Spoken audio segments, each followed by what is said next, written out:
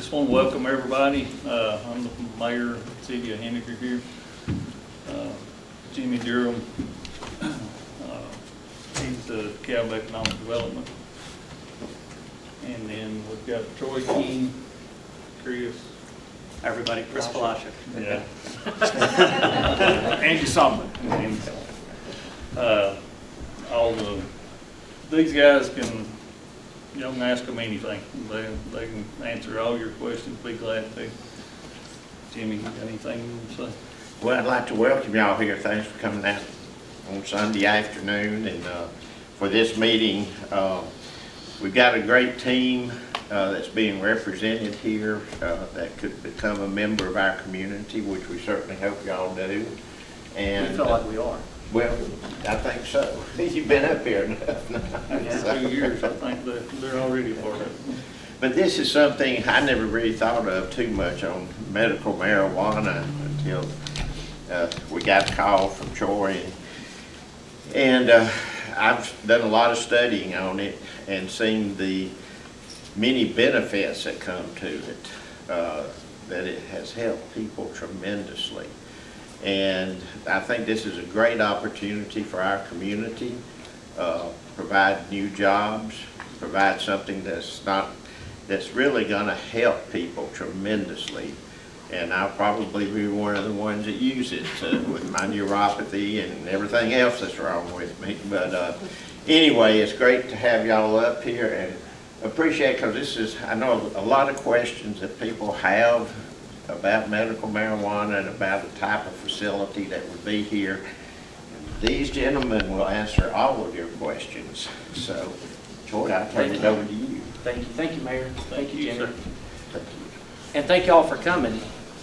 There are a lot of questions, and there's a lot of people that have asked us a lot of different things. And the best way I know to communicate with people and let them know what's going on is with the microphone of the media.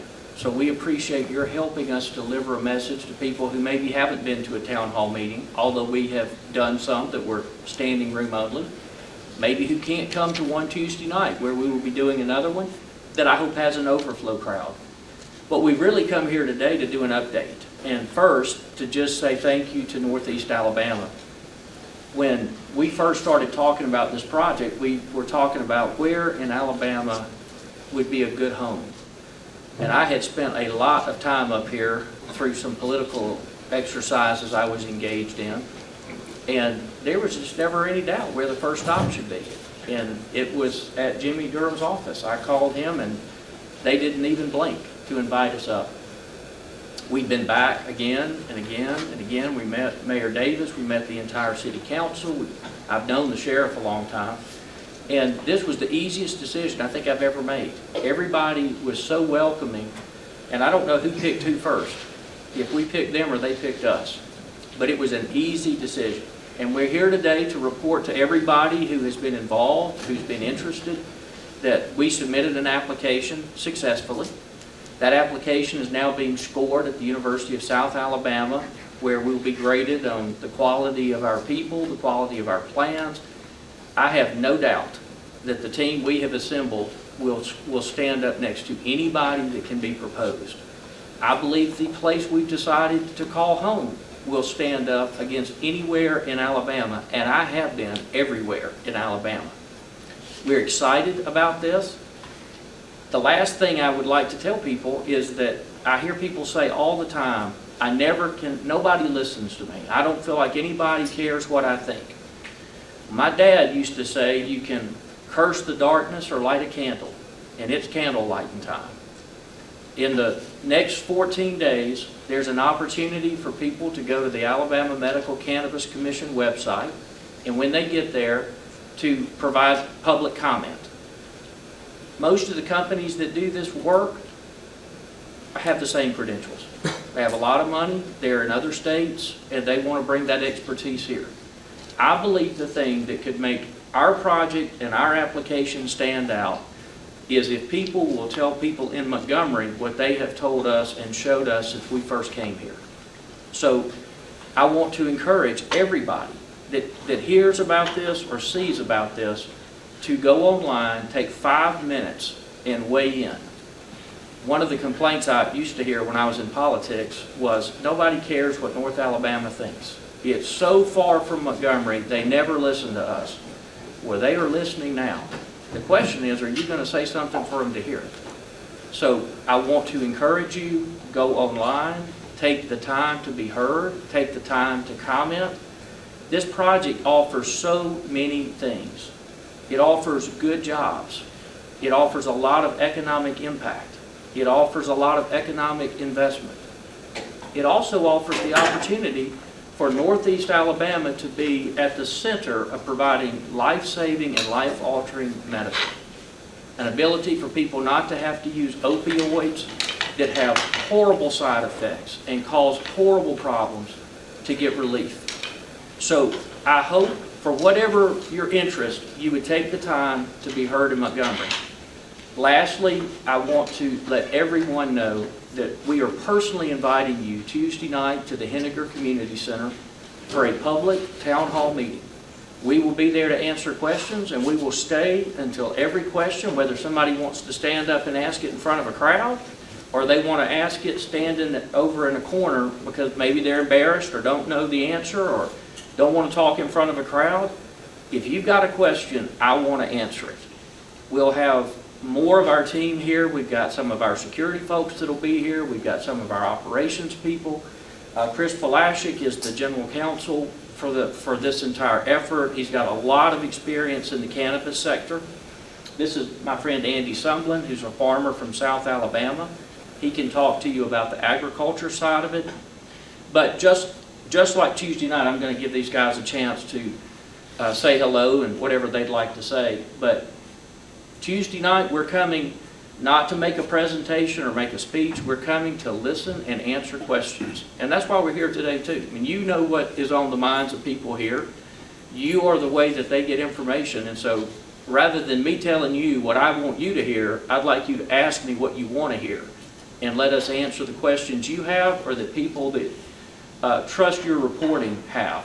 So let me let Chris Palashik, and I'll let him spell his last name for those of you who don't have it. And Andy Sumblin, just say hello and spell their names. Of course, I'm Troy King. I think I said that. But if you don't know me, I'm delighted to be back up here. So Chris, say hello. Andy, say hello. And then the floor is yours. I'm Andy Sumblin. I live down in South Alabama. I'm a farmer. I grow peanuts, cotton, got some cattle, got some pecan trees, a side farm, and I have grown industrial hemp. I'm not growing it this year. I got to learn how to market it better. But I'm excited to be here. We're excited. We're in the second phase of this process. We're through the first phase, and it's important that people express that they want this facility in Henagar. So I'm very excited about being here, and if you have any questions for me, I'll be around. Oh, great. Thanks, Andy. Thanks, Troy. So hi, everybody. Again, Chris Palashik, P-O-L-A-S-Z-E-K. Hopefully the hardest question I get is how to spell the last name. But Troy said so many great things. My central theme right now is just a big thank you to everybody. Thank you to everybody in the community that has welcomed us. We've been making trips up here for close to the last 2 years. And every step of the way, everyone that we've met has been warm and welcoming. They've been inquisitive. They've asked questions. They've asked the hard questions. But through it all, I didn't grow up in Northeast Alabama, but I can honestly say I really feel like a part of the community. From Mayor Davis, the City Commission, everybody that we've met, Sheriff Weldon and his team, it's been one pleasant surprise after the next. As Troy alluded to, I've been fortunate to work on medical marijuana projects all over the United States. And my experience in Northeast Alabama has not been the same one that I've had in different places that I've been to, where there was resistance, where there was a political force that was opposing you, where you didn't feel welcome. You felt like an outsider. Here, it's been fantastic from day one. So in addition to saying a big thank you for showing up and making me feel welcome and the rest of our team, looking forward to seeing everybody Tuesday night. And as Troy said it best, you know, the only way that the regulators and the folks that are looking at these applications can decide which community is going to be fortunate enough to get the integrated licenses that we're looking for is for folks to give their opinion, to give their comments, to speak. Everyone has a voice. You should be heard. Take the opportunity that you have now because that window is closing. Go to the website. We're RX Connection. We hope you like what we say. We hope that you like what we want to do, and we hope to become your partners in the community. And we hope that you take advantage of the opportunity to get your message to the folks that are listening, because they're only going to be listening for a short period of time. So with that, honored to be up here with Troy and Andy and the rest of the folks in the City of Henagar, and we welcome any and all questions.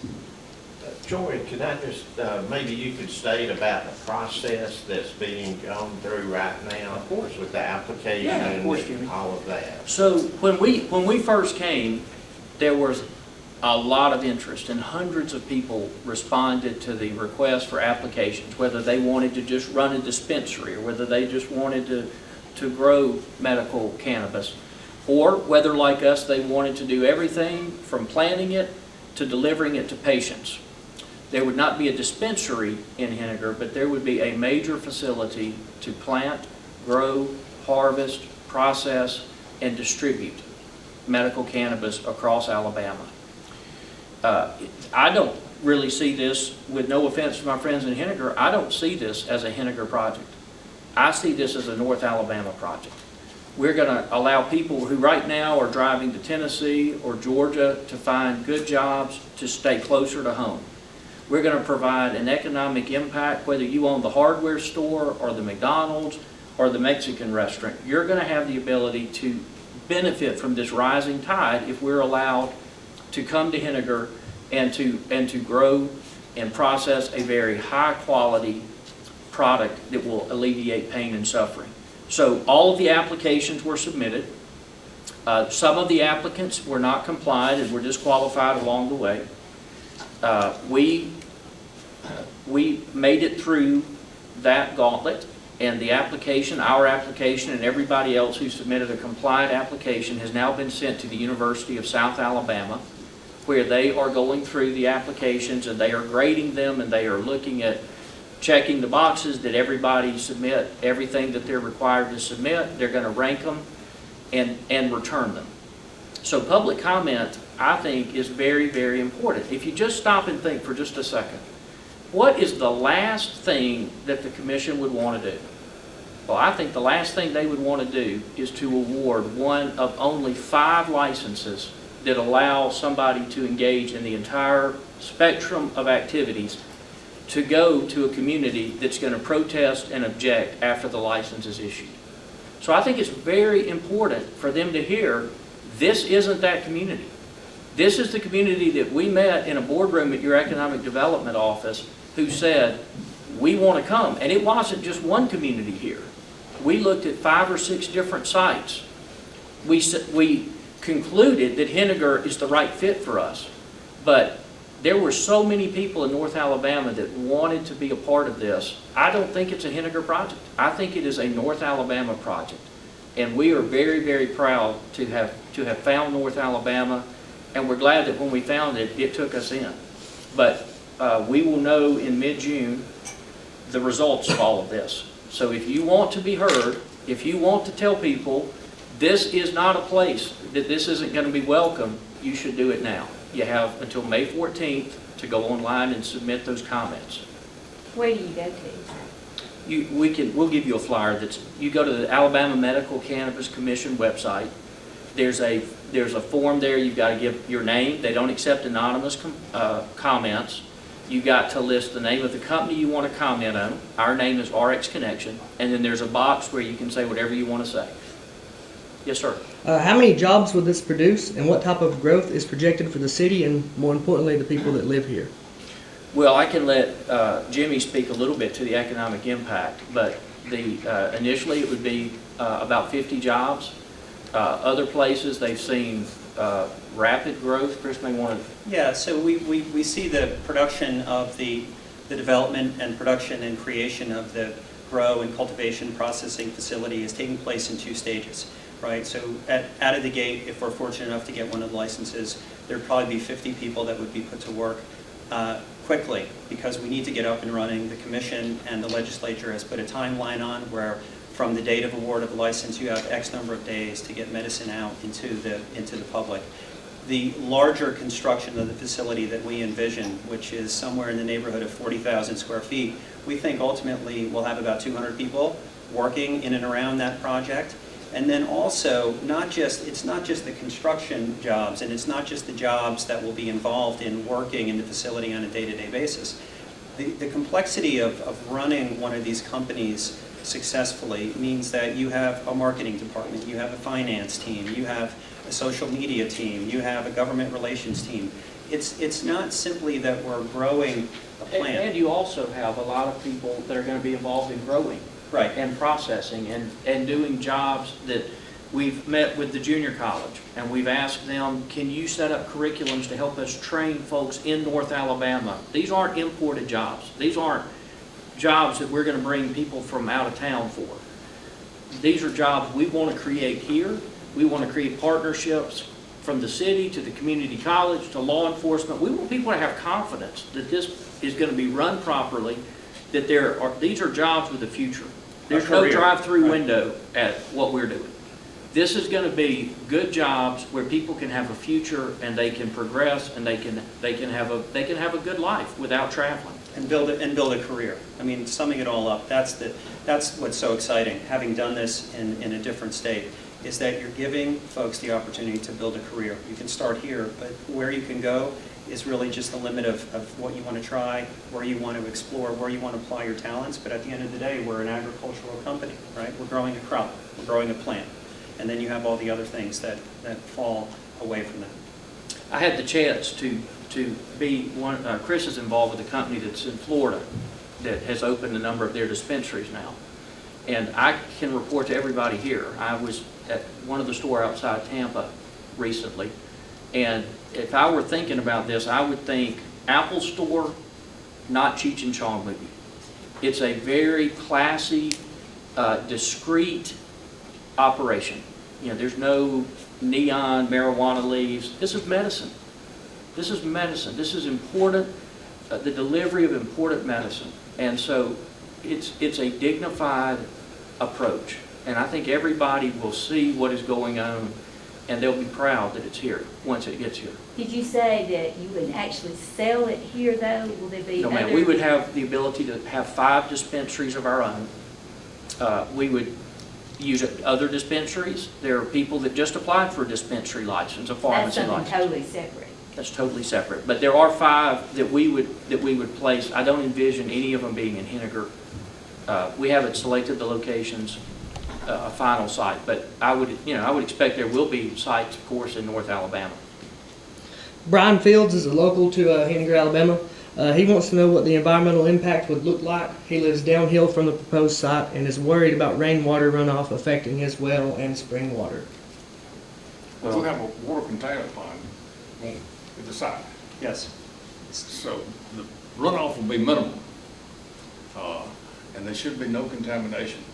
Absolutely not. I mean, you're talking about one of the most highly regulated crops and products that you're putting out into the community. So every aspect of the business, the smells, the water runoff, the disposal is thought of, and the standard operating procedures that we know that the state of Alabama is going to require us to adhere to. There's not going to be runoff. There's not going to be smells. There's not going to be piles of garbage or waste. Everything is going to be controlled, because at the end of the day, the legislators and the regulators understand that, look, this is a new industry, this is a new business. We think that this is a great opportunity for the people of Alabama. They're not going to allow anything, any aspect of that business to have a negative impact in the community. And we're not going to ask them to. Right, and if an operator does, they'll be held accountable. And we welcome that, right? We want to be regulated. We want to have tough standards, because we don't want folks that are living close by to say, hey, I don't like it because the runoff comes here or the road's not the same. We want to be a critical, well-respected, and cherished partner in the community. Where More than that, we want to be a good neighbor. Yeah. We want to be a good neighbor to people who are in the vicinity. And, it's hard, I think, for people to envision what we're proposing to build. It will be state-of-the-art.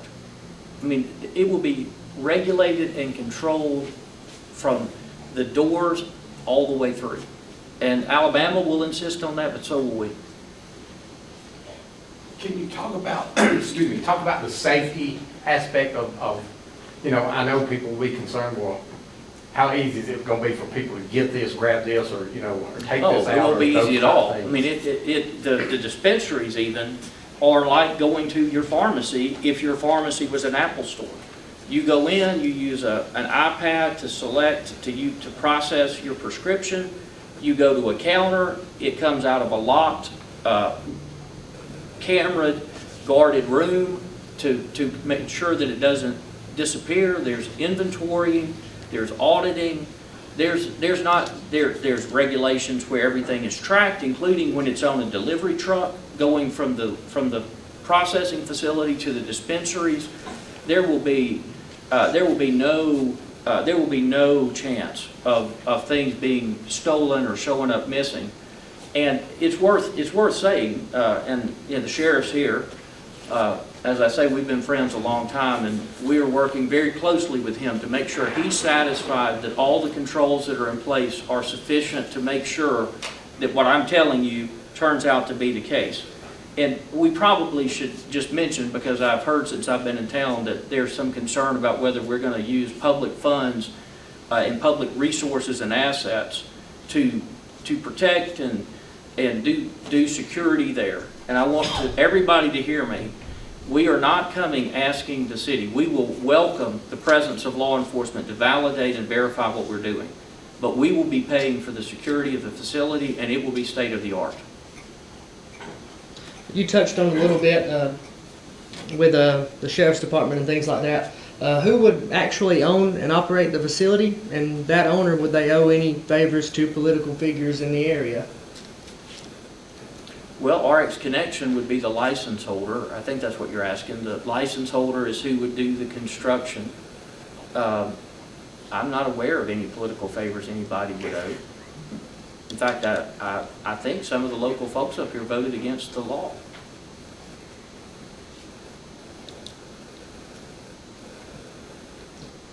What will be the pay rate for the general employees at the proposed site? General workers, Oh, I'm just sorry. basic laborers.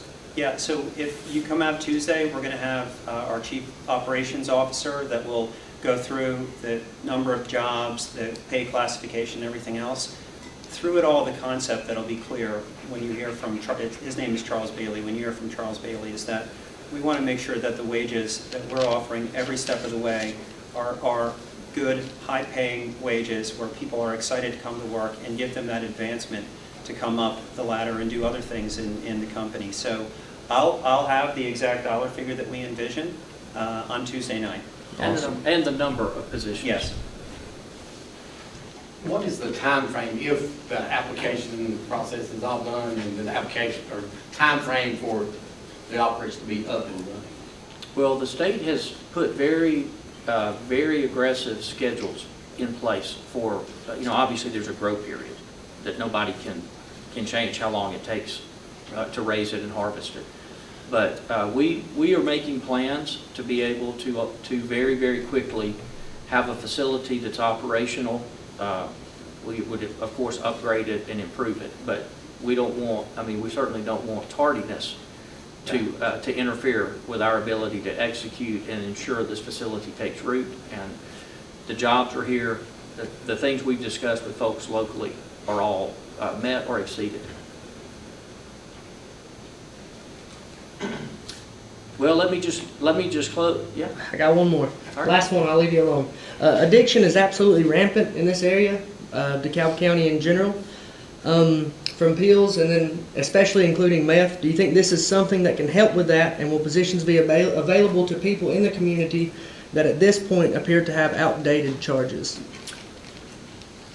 Outdated charges, I don't know what that means. Well, I mean, if they've got a marijuana charge, will that affect them working for y'all?